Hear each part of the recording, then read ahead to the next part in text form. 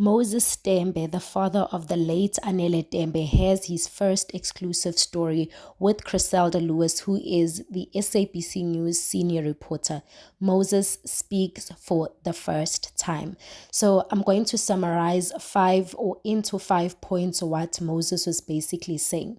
So he really said nothing new, guys. So here goes nothing. Before we get into the video, please do me a favor by liking this video and subscribing. It is for free of charge.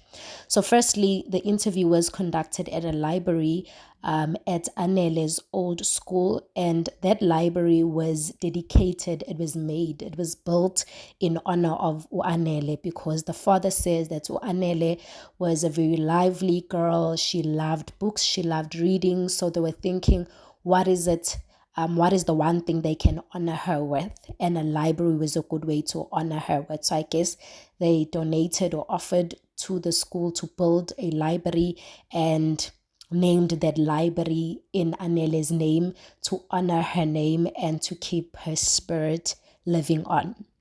The second point is that he talks about the day he received the news, that fateful day where he received the news of that Anele had fell.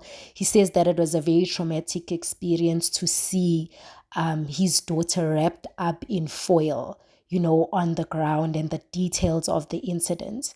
He said that that day he also received news that Anele was apparently alive for 20 minutes after she had fell, and that there's a lady who actually found Anele unattended, and that there was a lot of things he was questioning in his mind, like who was Anele with, like why did a stranger basically find Anele unattended. The third point is that he says that Anele loved herself and respected herself. She respected her life. She was full of life. She had so many dreams. She was looking forward to the next step, to the next chapter of her life, as he said. And he says that he knows his daughter, that she would not strip naked and throw herself down. So I think he has said that before, basically debunking any sorts of thoughts or any sorts of allegations that Anele deleted herself. So he's saying she was full of life. He knew her plans, and that was just like not Anele. The fourth point, he says, actually, Griselda asked him around, the allegations on social media after AKA, or after it was found out that AK had passed away. She asked him around the allegations on social media, people saying that he was the one who arranged the whole thing as revenge or whatever the case may be. And he basically just responded by saying that the people making those allegations, for one, are made on social media, and the people who are making those allegations are faceless people. They are faceless accounts. He says that no one has ever come forward and said, here's the evidence of why, or here's the evidence that indeed Moses did A, B, and C. And he basically says that the police have never approached him in connection to the death of Keenan Forbes.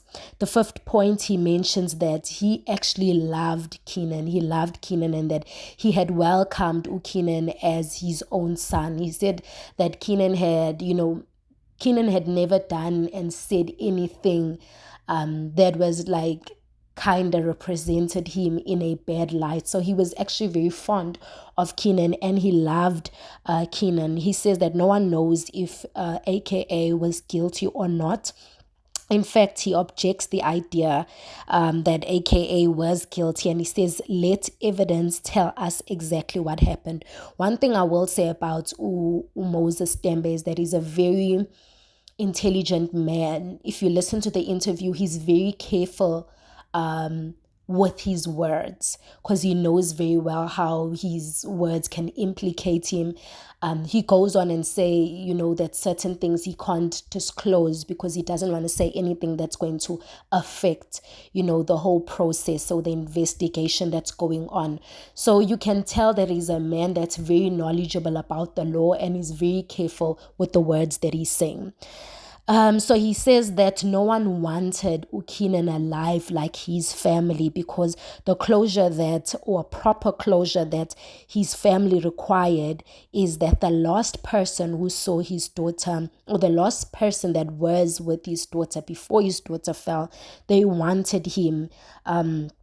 They wanted him in that box, whether he was going to be standing in that box as a witness or as an accused. They wanted to really hear from the horse's mouth of what really happened that fateful day. And I guess that ties well into the fact that, him saying that it can't be him, who, arranged for AKA to be deleted, because in honest fact, or according to him, they wanted AKA to actually like speak for himself.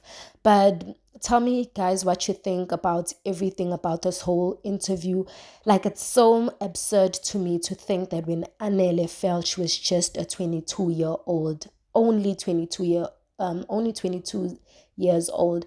And just to think that as we're talking about this whole thing, that both Anele and AKA Ukinen, they are no longer here, guys. Like, life is truly short. But again, I said that I feel like, and I know Moses Tembe is a very smart man. Remember, I mentioned that he said that Anele, his daughter, she was a very smart woman, full of life. There's no way she could have deleted herself. And then again, he says that, that he objects any idea that AKA was guilty. So I'm just like, sir, like, what are you saying? So hence I'm saying that he understands the law and he's not going to say anything that's going to implicate him. But I'm just like, what are you saying and what are you not saying? You're saying Anele didn't delete herself. Okay, fine. So if Anele didn't delete herself, what happened? You're saying AKA is not guilty and you object that. And then he sums it up by saying, let evidence lead. So as I said at the beginning, guys, that he really said nothing. He said a lot, but really said nothing. And I really don't know what was the purpose of the interview, but that was the summary of the interview. Thank you so much for watching, and I'll see you on the next one.